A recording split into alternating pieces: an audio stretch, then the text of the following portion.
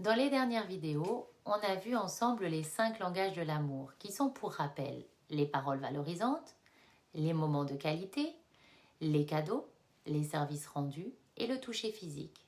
Et surtout, on a vu comment reconnaître ton propre langage d'amour et celui de l'autre. Et peut-être que tu as compris tes réactions ou des incompréhensions ou même des blessures dans tes relations. Parce qu'au fond, beaucoup de conflits ne viennent pas d'un manque d'amour, mais plutôt d'un manque de compréhension. On aime, mais on ne parle pas le même langage. Alors on donne, mais l'autre ne reçoit pas. On attend, mais l'autre ne comprend pas. Et petit à petit, le doute s'installe. Est-ce qu'il ou est-ce qu'elle m'aime vraiment? Pourquoi je ne me sens pas aimée? Alors qu'en réalité, l'amour, lui, il est là, mais il ne circule pas correctement. Comprendre les langages de l'amour, c'est déjà un premier pas énorme. Mais ça n'est pas suffisant. Parce que comme tu l'as vu dans ces vidéos, derrière chaque langage, il y a des croyances, des automatismes, des schémas inconscients. Et tant que ces schémas restent actifs, tu peux comprendre beaucoup de choses, mais continuer à vivre exactement les mêmes situations.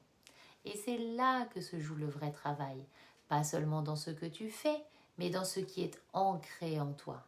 Parce que ton cerveau ne choisit pas ce qui est bon pour toi, il choisit ce qu'il connaît déjà, même si ça te fait souffrir.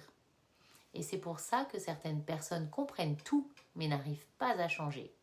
Et c'est pour ça aussi que j'accompagne aujourd'hui des personnes à aller travailler en profondeur sur ces schémas avec un protocole de libération du subconscient.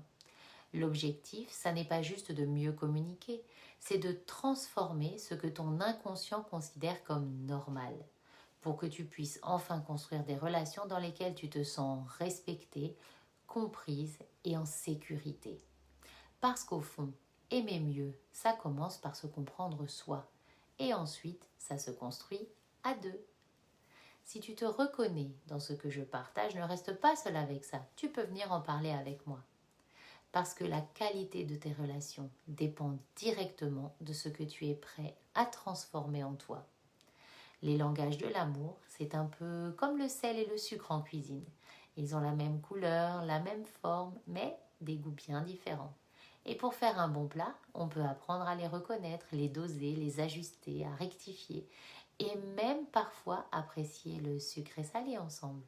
C'est comme dans sa vie et dans ses relations, on peut apprendre à reconnaître tous les langages de l'amour et à voir l'amour partout où il se trouve.